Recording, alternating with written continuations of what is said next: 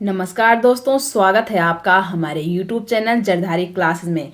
दोस्तों, teaching aptitude का आज हम यहाँ पे ला रखे हैं क्लास 8।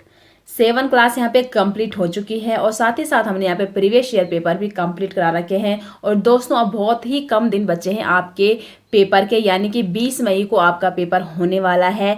अब आप नया नहीं पढ़िए, बल्कि आपने जो पढ़ा है उसका रिवीजन कीजिए। और रिवीजन के लिए हमने आपके लिए एक ई बुक बना रखी है, जिसमें आपको 10 प्रैक्टिस सेट और सभी जो सब्जेक्ट हैं उसके 10 प्रैक्टिस सेट और साथ ही साथ प्रीवियस ईयर पेपर भी हमने वहाँ पे प्रोवाइड करा रखे हैं, जिसमें आपको टीचिंग एप्टीट्यूड हो गया, रीजनिंग हो गया, मैथ्स हो गया और जनरल नॉलेज सभी की प्रैक्टिस सेट वहाँ पे आपको देखने को मिल जाएगी। तो अगर आपको वो ई बुक चाहिए तो उसका लिंक हमने डिस्क्रिप्शन में दे रखा है, और या आप सीधे डायरेक्ट कहाँ जा सकते हैं, गूगल पे जा सकते हैं और सर्च कर सकते हैं jardhariclasses.in। तो सबसे ऊपर आपको डीएलएड की ई बुक देखने को मिल जाएगी। आप वहाँ से अपना रिविजन एंड साथ ही साथ प्रैक्टिस भी कर सकते हैं। तो चलिए दोस्तों, आज की वीडियो शुरू करते हैं। तो क्वेश्चन नंबर 1 है, मान लीजिए आपकी कक्षा में एक छात्र निरंतर अनुपस्थित चल रहा है। ऐसी परिस्थिति में आप क्या करेंगे? ऑप्शन ए है, आप उक्त छात्र की रिपोर्ट प्रधानाचार्य को देंगे। बिल्कुल गलत है कि इसका मतलब ये हुआ कि अगर आप उस रिपोर्ट को अपने प्रधानाचार्य में देते हैं तो इसका मतलब ये हुआ कि आप में वो कैपेबिलिटी, आप में वो क्षमता नहीं है जो एक प्रिंसिपल में है। तो आप एक टीचर हो, इन फ्यूचर आप उस स्कूल के प्रिंसिपल भी बन सकते हैं। तो आप में वो काबिलियत, वो क्षमता होनी चाहिए जो वहाँ के प्रधानाध्यापक या प्रधानाचार्य में है। तो इसलिए ऑप्शन ए गलत हो जाएगा। बी है, आप उस छात्र के घर के निकट रहने वाले छात्र से घर का पता लेंगे और उसके माता पिता से संपर्क करेंगे। बिल्कुल सही है। अगर कोई छात्र निरंतर अनुपस्थित हो रहा है तो आप सबसे पहले क्या कारण जानेंगे और फिर उस कारण का निवारण करेंगे। तो निवारण भी यही है कि आप क्या करेंगे, जो उस बालक के निकट जो छात्र रहता है उससे जाकर पूछेंगे कि वो बालक आखिरकार इतने दिनों से अनुपस्थित क्यों है, तो फिर आप उसका निवारण करेंगे। सी है, आप उस छात्र की अनुपस्थिति के लिए चिंताग्रस्त रहेंगे। केवल चिंता करने से कोई काम नहीं हो सकता, एक टीचर को निवारण करने की भी सोचनी चाहिए। तो इसलिए 1 का राइट आंसर क्या हो जाएगा? ऑप्शन बी करेक्ट हो जाएगा। क्वेश्चन नंबर 2 की ओर बढ़ते हैं। बाल केंद्रित शिक्षा यानी कि चाइल्ड सेंटर एजुकेशन किसकी देन है? तो ये किसकी देन है दोस्तों? शिक्षा मनोविज्ञान की देन है चाइल्ड सेंटर एजुकेशन। तो 2 का राइट आंसर है ऑप्शन सी। क्वेश्चन नंबर 3 है, जब आप स्वयं निर्णय लेने में सक्षम नहीं होते हैं, होता है ना कई बार कि हम स्वयं ही कंफ्यूज हो जाते हैं कि हमको सही डिसीजन कैसे लेना है। जिस क्षेत्र में हम जाना चाहते हैं उस क्षेत्र के बारे में हम स्वयं से ही कंफ्यूज रहते हैं कि क्या ये क्षेत्र मेरे लिए सही होगा, क्या जिस फील्ड में जा रहा हूँ या जा रही हूँ ये सही होगा या गलत होगा। तो क्वेश्चन है कि जब आप स्वयं निर्णय लेने में सक्षम नहीं हैं तो आप किसका परामर्श उपयुक्त समझते हैं? ऑप्शन ए है, अपने सगे संबंधियों का। बिल्कुल सही है कि हो सकता है जिस फील्ड में हम जाना चाहते हैं उस फील्ड में ही हमारे सगे संबंधी, चाहे हमारे चाचा ताऊ मौसा मौसी उनके बच्चे कोई भी हो सकते हैं, उस फील्ड में वो कुछ मुकाम हासिल कर रखे हैं उन्होंने, या उस फील्ड में वो सफल हुए हैं, तो उनको हमसे ज़्यादा क्या होगा, वहाँ पे एक्सपीरियंस होगा, अनुभव होगा। तो हम वहाँ पे अपने सगे संबंधियों के ओपिनियन ले सकते हैं। बी है, अपने मित्रों का। बिल्कुल सही है। हमारे मित्र हमसे सीनियर भी हो सकते हैं, जूनियर भी हो सकते हैं। तो जो हमारे मित्र हमसे सीनियर है उसी फील्ड में, वही वाला ऑप्शन ए भी यहाँ पे यही बता रहा है कि हो सकता है हमारे मित्र भी उसी फील्ड में कुछ हासिल कर चुके हैं, कुछ सक्सेस हो चुके हैं, तो उनको हमसे ज़्यादा क्या होगा, वहाँ पे एक्सपीरियंस होगा, तो उनसे भी हम उनकी राय ले सकते हैं। सी है, अपने माता पिता का। बिल्कुल ये भी सही है। हो सकता है हमारे माता पिता उतने पढ़े लिखे नहीं हैं, लेकिन अनुभव हमेशा उनको क्या है, हमसे ज़्यादा होता है। तो इसलिए यहाँ पे 3rd का राइट आंसर क्या हो जाएगा? ऑप्शन डी, ये सभी। जब हम निर्णय लेने में सक्षम नहीं होते तो हम अपने सगे संबंधियों का, अपने मित्रों का और अपने माता पिता तीनों का क्या करते हैं, परामर्श लेते हैं। तो 3 ये सभी यहाँ पे सही आंसर है। क्वेश्चन नंबर 4 है, खेलों के माध्यम से बालक में कौन सा गुण विकसित होता है? देखो, बालक का जो सर्वांगीण विकास होता है ना, वो एक खेल के मैदान में ही होता है। क्यों? क्योंकि वहाँ पे उसका मेंटली, फिजिकली, इमोशनली सभी प्रकार का सर्वांगीण विकास होता है।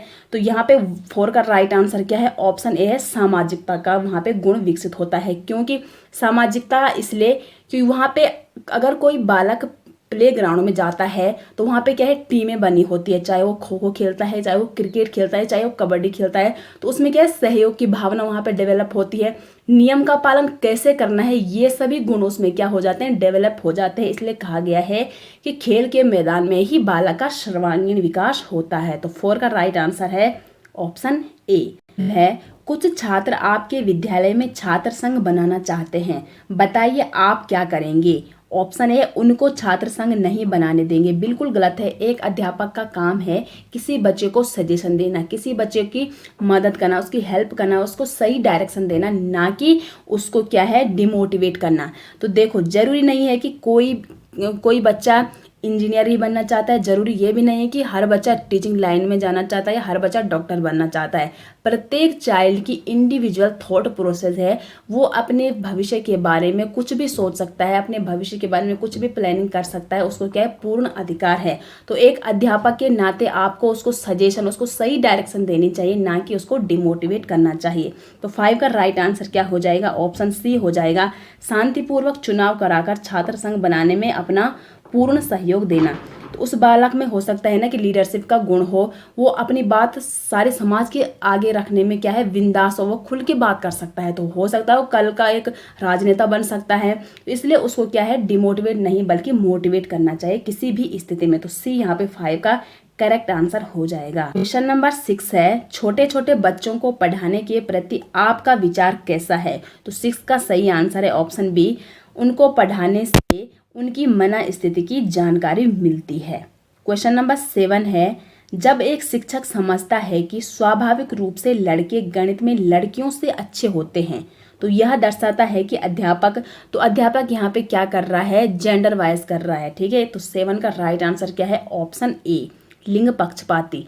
देखो, पहले बस तो अब तो काफ़ी कुछ चेंजेस हो गए हैं, लेकिन कुछ पुरानी परंपराएं अभी भी किसी न किसी गांव में अभी भी क्या है, वो परंपराएं जीवित है कि जो लड़का है वो तो इंजीनियर भी बन सकता है, वो साइंटिस्ट भी बन सकता है, वो डॉक्टर भी बन सकता है, वो कुछ भी बन सकता है। लेकिन लड़की है बेचारी, वैसे तो इंटर कर लिया उसने, 12th कर लिया, बस बहुत है। लेकिन किसी को अगर जिज्ञासा है पढ़ने की, तो वो क्या है, बीए करो, बीएड करो, एक अच्छी खासी डिग्री लेके गांव में किसी स्कूल में वो अगर अध्यापिका बनती है तो सेफ्टी जॉब है। ये सभी किसके एग्जाम्पल है? अगर लड़का इंजीनियर बन सकता है, क्या लड़की इंजीनियर नहीं बन सकती? तो ये सभी क्या है, एक जेंडर बायस के उदाहरण है।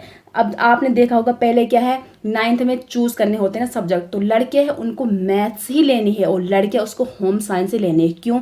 अगर आप देखोगे ना आज की डेट में उतने ही लड़के एचएम कर रहे हैं, उतनी ही लड़कियां भी एचएम कर रही है। तो ये सब जेंडर वाइज के एग्जाम्पल है कि जो लड़का है वो ये कर सकता है, लड़की ये नहीं कर सकती। लड़के का काम है घर संभालना। ये सभी अगर क्वेश्चन में आते हैं, ये सभी किसके एग्जाम्पल हैं? जेंडर वाइज के ये एग्जाम्पल हैं। क्वेश्चन नंबर 8 है, आकलन यानी कि असेसमेंट क्या है? तो असेसमेंट सीखने में सुधार का एक तरीका है असेसमेंट। तो डी आंसर हो जाएगा क्वेश्चन नंबर 8 का राइट है। एक विद्यार्थी को अपने उस अध्यापक को अपना आदर्श मानना चाहिए जो, ऑप्शन ए है, सुगठित शरीर का हो। तो देखो वहाँ पे कोई बॉडी बिल्डर का कोई क्या है, गेम नहीं चल रहा कि कोई हड्डा कट्टा मोटा हो, तो ये ऑप्शन गलत हो जाएगा। बी है, अत्यंत लोकप्रिय हो। कोई चुनाव नहीं हो रहा, वहाँ इलेक्शन नहीं हो रहा कि जो लोकप्रिय होगा वही यहाँ का क्या है, प्रधान बनेगा या क्षेत्र पंचायत सदस्य बनेगा। तो ए ऑप्शन, बी ऑप्शन भी गलत है। सी है, सबकी हाँ में हाँ करता है। ये एक क्या है, नेता ही करता है। आपने देखा होगा गाँव में इलेक्शन से पहले क्या बातें होती है और इलेक्शन के बाद क्या बातें होती है। तो यहाँ पे 9 का राइट आंसर क्या हो जाएगा? ऑप्शन डी, वही करता हो जो कहता हो।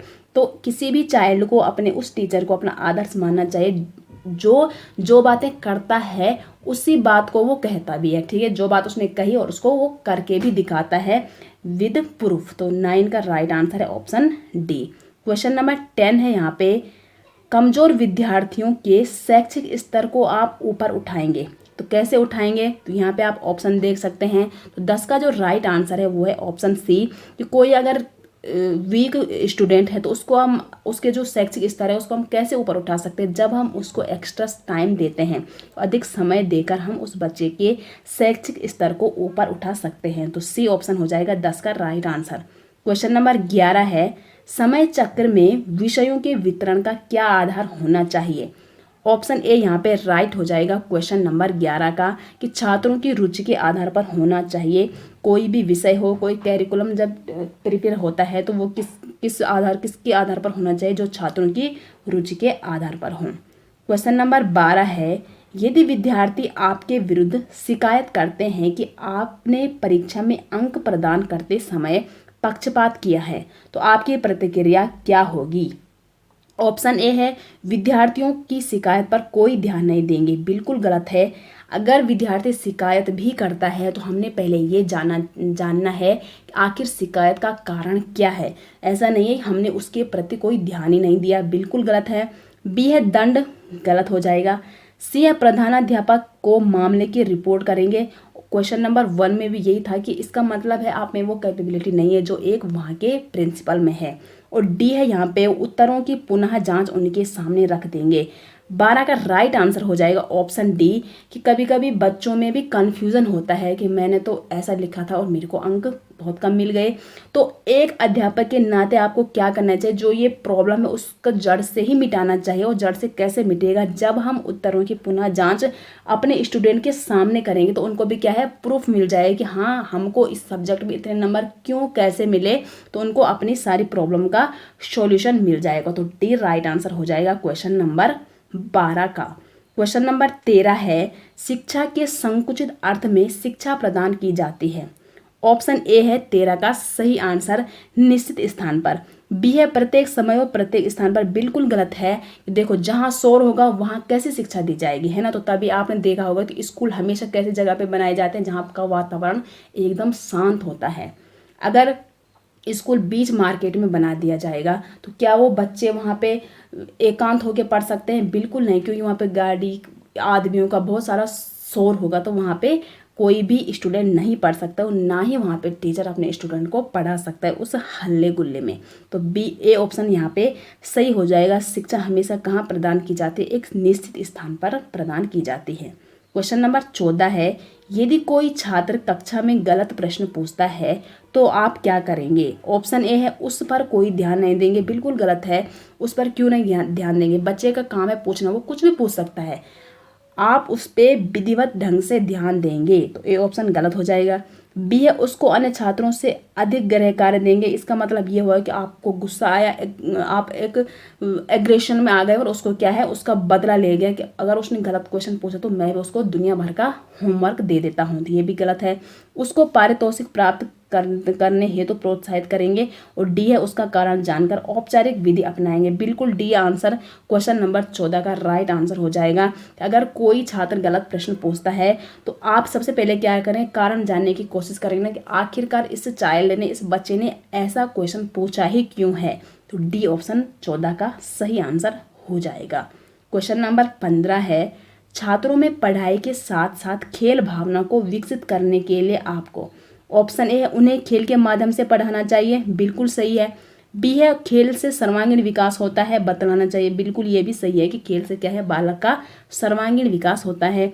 सी है खेल के पाठ को अवश्य पढ़ाना चाहिए, ये भी सही है। और डी है छात्रों के साथ खेलना चाहिए, ये भी सही है। अब 4 ऑप्शन तो किसी भी क्वेश्चन के राइट हो नहीं सकते, लेकिन हमने क्या करना है, जो टीचिंग एप्टीट्यूड है ना, इसमें चारों जो ऑप्शन है वो एकदम हमको राइट दिखेंगे, लेकिन हमने चूज कौन करना है जो सबसे वहाँ पे बेस्ट होगा। तो यहाँ पे डी ऑप्शन क्या हो जाएगा, छात्रों के साथ खेलना चाहिए। अगर कोई अध्यापक अपने छात्रों के साथ स्वयं खेलता है ना, तो छात्र भी क्या समझ, उसको एज अ फ्रेंड समझ के वो बिंदास होके वहाँ पे क्या है, खेल सकता है, पढ़ सकता है, कुछ भी कर सकता है। तो 15 का राइट आंसर हो जाएगा ऑप्शन डी। क्वेश्चन नंबर 16 की ओर बढ़ते हैं। शिक्षा मनोविज्ञान अध्ययन करता है, तो यहाँ पे आप ऑप्शन देख सकते हैं। तो शिक्षा मनोविज्ञान किसका अध्ययन करता है, तो 16 का राइट आंसर ऑप्शन बी है, मानव व्यवहार का शैक्षिक परिस्थितियों में अध्ययन करता है शिक्षा मनोविज्ञान। क्वेश्चन नंबर 17 है, शिक्षक को शिक्षण के पूर्व अपने विद्यार्थियों का स्तर अवश्य जानना चाहिए। आप इस कथन से कहाँ तक सहमत हैं? बिल्कुल सही है, पूर्णतः इसमें सहमत हैं। अगर कोई टीचर क्लास में जाता है और उसको अपने स्टूडेंट का स्तर ही नहीं पता, लेवल ही नहीं पता, वो किस बेस पे वहाँ पे पढ़ाएगा? तो आप जब क्लास में जाते हो तो सर्वप्रथम आपको क्या करना चाहिए? अपने बच्चों का लेवल जानना चाहिए, फिर आप उसी आधार पर अपने बच्चों को टीचिंग प्रोवाइड करोगे। तो 17 का राइट आंसर है ऑप्शन ए। क्वेश्चन नंबर 18 है, कक्षा शिक्षण में संश्लेषणात्मक विधि के अधीन छात्र। तो 18 के यहाँ पे आप ऑप्शन देख सकते हैं। देखो, वैसे तो टीचिंग मेथड कई टाइप के होते हैं, लेकिन एक होता है संश्लेषण विधि और दूसरी होती है विश्लेषणात्मक विधि। एक होती है संश्लेषणात्मक विधि और दूसरी होती है विश्लेषणात्मक विधि। तो 18 का जो राइट आंसर है वो क्या है? बी। कक्षा शिक्षण में संश्लेषणात्मक विधि के अधीन छात्र क्या करते हैं? ज्ञात से अज्ञात की ओर बढ़ते हैं। और अगर यहाँ पे होता है कि कक्षा शिक्षण में विश्लेषणात्मक विधि के अधीन छात्र, तो इसमें छात्र क्या करते हैं? अज्ञात से ज्ञात की ओर बढ़ते हैं। ये दोनों क्या है? एक दूसरे के अपोजिट हैं। जो विश्लेषणात्मक विधि है उसमें छात्र अज्ञात से ज्ञात की ओर बढ़ता है, और जो संश्लेषणात्मक विधि है इसमें छात्र ज्ञात से अज्ञात की ओर बढ़ता है। तो 18 का राइट आंसर है ऑप्शन बी। क्वेश्चन नंबर 19 है, विद्यालय में छात्रों की प्रेरणा हेतु आप निम्न में से क्या करना चाहेंगे? अगर आपको छात्रों में कुछ प्रेरणा देनी है, कुछ मोटिवेशन देना है, तो आप क्या करेंगे? 19 का राइट आंसर यहाँ पे क्या हो जाएगा? ऑप्शन ए, प्रेरित लोगों के उदाहरण देंगे। 19 का सही आंसर हो जाएगा। आप प्रेरित लोग, फॉर एग्जांपल आप स्वामी विवेकानंद जी के बारे में उनको बता सकते हैं, उनकी बायोग्राफी बता सकते हैं, उनकी जीवनी उनको सुना सकते हैं, क्योंकि स्वामी विवेकानंद जी के बारे में हमको बहुत सारी चीज़ें हमको क्या है? उनसे सीखने को मिलते हैं। आप एपीजे अब्दुल कलाम जी के बारे में उनको बता सकते हैं। तो जो क्या है, जो प्रेरित लोग हैं, जिनको हमसे जिनसे हमको प्रेरणा मिलती है, जैसे हमने बताया स्वामी विवेकानंद जी हो गया, एपीजे अब्दुल कलाम, कई सारे ऐसे लोग हैं। तो अगर आप उनके उदाहरण दे के आप उनके जीवन के बारे में बताएंगे तो आपके छात्र क्या हो जाएंगे? वहाँ पे मोटिवेटेड हो जाएंगे। तो 19 का सही आंसर है ऑप्शन ए। क्वेश्चन नंबर 20 है, छात्रों में किसका विकास आपकी दृष्टि में सबसे महत्वपूर्ण है? तो सबसे महत्वपूर्ण क्या है? आत्मविश्वास। जिस चाइल्ड में फुल कॉन्फिडेंस होगा उसको काम में लगन भी लग जाएगी, क्योंकि उसको काम की इंपॉर्टेंस भी पता होगी, और श्रम का महत्व क्या है, धर्मानुराग राग क्या है, उसको सब कुछ के बारे में पता होगा। और क्या करता है वो, श्रम का महत्व, उसको सब चीज़ की इंपॉर्टेंस पता चलेगी अगर उसको फुल कॉन्फिडेंस होगा तो इसलिए 20 का राइट आंसर क्या है? Option B. क्वेश्चन नंबर 21 है, छात्रों की झूठ बोलने की आदत कैसे छुड़ाई जा सकती है? अब यहाँ पे ऑप्शन देख सकते हैं आप। उन्हें सत्य बोलने के प्रति प्रेरित करके, बी है उन्हें बताकर कि झूठ बोलना अपराध है, और सी है सत्य बोलने वाले छात्रों को पुरस्कृत करके। देखो, वो छोटा बच्चा है, ठीक है। अगर ये भी सही है कि उन्हें सत्य बोलने के लिए प्रेरित करना है, उन्हें बताकर कि झूठ बोलना अपराध है, लेकिन वो कक्षा, हम बात किस क्लास की कर रहे हैं? 1 to 5 की। तो उस छात्र को क्या है, अगर हम किसी छात्र को जो सत्य बोलता है उसको पुरस्कार देते हैं, तो जो झूठ बोलने वाला छात्र है उसको लगता है ओहो, अगर मैंने सत्य बोला होता तो मेरे को भी आज ये अवार्ड मिलना था। तो उसमें क्या है, तत्काल जो मोटिवेशन होता है ना, वो पुरस्कार से मिलता है। तो इसलिए यहाँ पे ए और बी उपरोक्त सभी ना होकर सी ऑप्शन 21 का राइट हो जाएगा। ठीक है, सत्य बोलने वाले छात्रों को अगर पुरस्कृत करेंगे तो कहीं ना कहीं उस छात्र में लोग, अरे मैंने झूठ बोला ही क्यों था, अगर मैं सच बोलता तो मुझे भी क्या है यहाँ पे अवार्ड मिलना था। तो सी ऑप्शन हो जाएगा करेक्ट आंसर क्वेश्चन नंबर 21 का। क्वेश्चन नंबर 22 की ओर बढ़ते हैं। कुछ छात्र बिना छुट्टी लिए स्कूल के दौरान स्कूल से भाग जाते हैं, इसे रोकने के लिए आप क्या करेंगे? ऑप्शन ए है यह जानने की कोशिश करेंगे कि वे ऐसा क्यों करते हैं, फिर उसका उपचार करेंगे। बिल्कुल सही हो जाएगा। 22 का राइट आंसर ऑप्शन ए ही है कि अगर कोई छात्र बिना छुट्टी लिए, बिना अपने अध्यापक को बताए स्कूल से घर भाग जाते हैं, तो अगर आप इसको रोकना चाहते हो, आप क्या करेंगे? पहले ये जानने की कोशिश करेंगे ना कि आखिर में वो स्कूल से भागते क्यों हैं, और फिर उस प्रॉब्लम का सॉल्यूशन निकालेंगे। 23 है, जो केवल धन चाहते हैं बेहतर है कि वे अध्यापक ना बने। आपकी इस संदर्भ में क्या राय है? तो 23 का राइट आंसर है, बिल्कुल सही है। जो केवल धन चाहते हैं, अच्छा ये कि वो एक अध्यापक ना बने, क्योंकि तब उसमें क्या आ जाएगा? लालच आ जाएगा, और अगर उसमें लालच आ जाएगा तो वो अपने बच्चों को कभी भी सही रूप से टीचिंग प्रोवाइड नहीं कर सकता है। तो ए ऑप्शन हो जाएगा करेक्ट आंसर क्वेश्चन नंबर 23 का। क्वेश्चन नंबर 24 है, यदि आपके विद्यालय में कुछ छात्र गलत रास्ते पर चल रहे हैं तो आप क्या करेंगे? ऑप्शन ए है उनको समय समय पर प्रताड़ना देंगे, बी है उनको भाषण देंगे, सी है उनको उनकी गलती से अवगत कराएंगे और डी है उनकी गलती का कारण जानेंगे। सबसे बेस्ट ऑप्शन क्या है 24 का? यहाँ पे ऑप्शन डी। अगर आपके विद्यालय में कुछ छात्र गलत रास्ते पर चल रहे हैं तो आप सबसे पहले कारण जानेंगे ना कि आखिर में ये गलत रास्ते पे क्यों चल रहे हैं, फिर जाके हम उसका निवारण करेंगे। तो डी ऑप्शन है क्वेश्चन नंबर 24 का। क्वेश्चन नंबर 25 है, कक्षा शिक्षण में विविधता को रोचकता बढ़ती है। कक्षा शिक्षण में विविधता और रोचकता बढ़ती है, किससे बढ़ती है? तो यहाँ पे आप 25 के ऑप्शन दे सकते हैं। तो कक्षा में विविधता और रोचकता बन सकती है शिक्षण सामग्री के प्रयोग से। अगर कोई टीचर अलग अलग टाइप के TLM का यूज़ करता है तो वो जो क्लास है उसमें क्या है, रोचकता आ जाती है। तो सी ऑप्शन हो जाएगा क्वेश्चन नंबर 25 का राइट आंसर।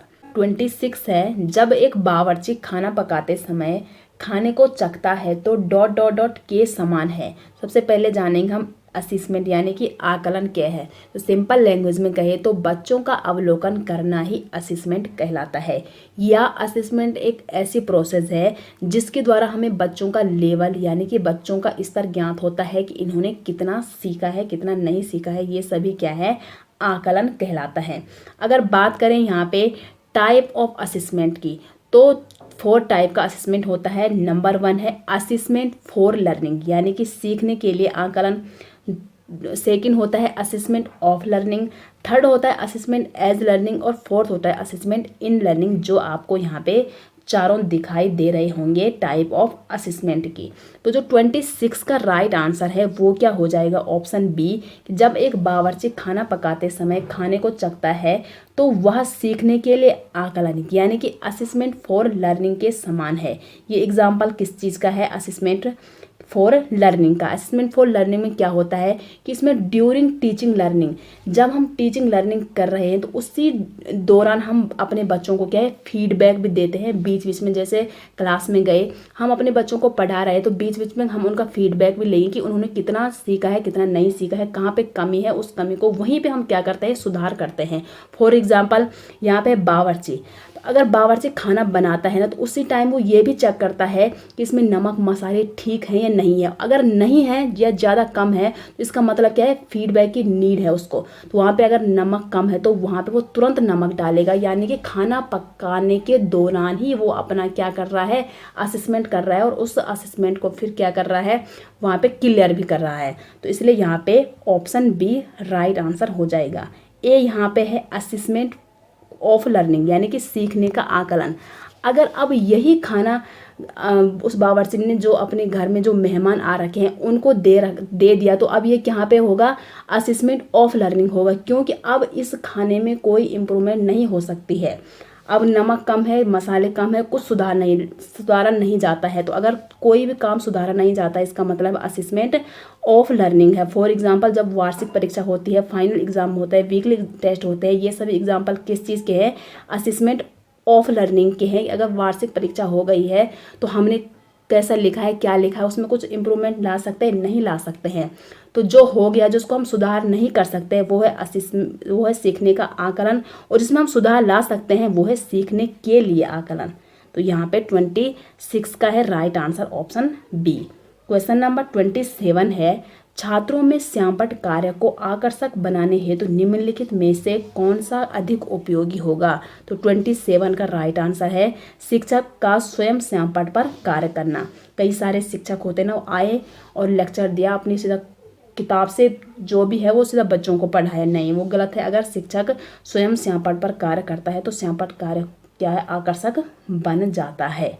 क्वेश्चन नंबर 28 है, छोटे बच्चों में रटने की आदत डालने के बारे में आपकी क्या राय है। ऑप्शन है रटने की आदत गलत है, बिल्कुल सही है। रटने से बुद्धि तेज होती है, या कुछ चीज़ें रटना जरूरी होता है, इनमें से कोई नहीं। तो यहाँ पे 28 का राइट आंसर क्या हो जाएगा, रटने की आदत गलत है। क्वेश्चन नंबर 29 है, यदि कोई छात्र कक्षा विषयों में कमज़ोर है तो आप क्या करेंगे। 29 के यहाँ पे आप ऑप्शन देंगे तो जो कमजोरी है उसको जानकर उसको दूर करने का प्रयास करेंगे। तो डी ऑप्शन हो जाएगा क्वेश्चन नंबर 29 का राइट आंसर। टे है शिक्षक शिक्षण विधि सबसे अधिक सीखता है अपने छात्रों से और छात्र भी सबसे अधिक किससे सीखता है, अपने शिक्षक से। तो 30 का राइट आंसर है ऑप्शन बी, छात्रों से।